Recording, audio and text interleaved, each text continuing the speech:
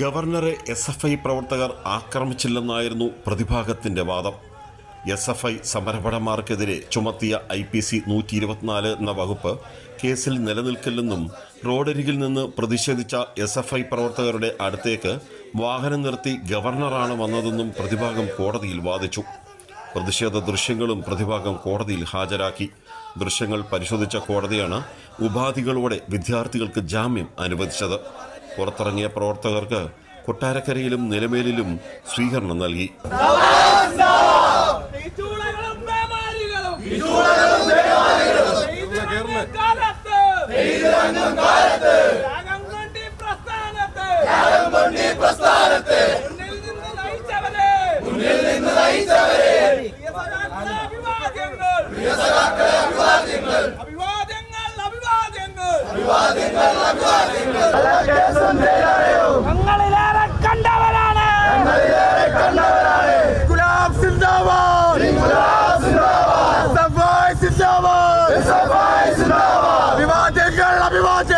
Governor Arif Muhammad ഖാനെതിരെ പ്രതിഷേധിച്ച തങ്ങൾ ജയിലിലായപ്പോൾ നെഞ്ചുവേദനയോ ശാരീരിക ബുദ്ധിമുട്ടോ തോന്നിയില്ലെന്ന് SFIയുടെ അഫ്സലിനെയും ആരെയും യൂത്ത് കോൺഗ്രസിനെ ഒന്ന് ട്രോളി.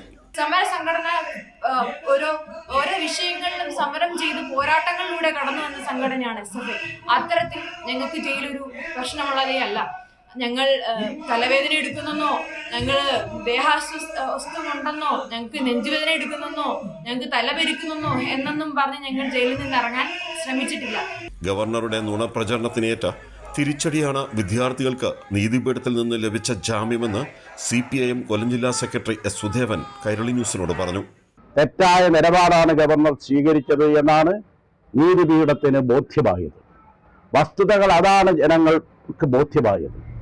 സോഷ്യൽ മീഡിയയിൽ വന്ന പ്രചരണം, ഉണ്ടായിട്ടുള്ള സംഭവങ്ങൾ, രേഖകൾ പരിശോധിച്ചുകൊണ്ട് ഗവർണർ എടുത്തിട്ടുള്ള നിലപാട് തെറ്റാണ് എന്ന് നീതിപീഠത്തിന് ബോധ്യമായതിന്റെ അടിസ്ഥാനത്തിൽ കുട്ടികൾക്ക് ജാമ്യം ലഭിക്കുകയാണുണ്ടായത്. കേരളത്തിലെ കലാലയങ്ങൾ RSSകാർക്ക് വിട്ടുകൊടുക്കില്ല എന്ന ഉറച്ച പ്രഖ്യാപനവും നിലപാടിലാണ് SFI. അതുകൊണ്ടാണ് ഈ സമരവും. കൊട്ടാരക്കരയിൽ നിന്ന് ക്യാമറമാൻ അയ്യപ്പദേവിനൊപ്പം രാജ്കുമാർ.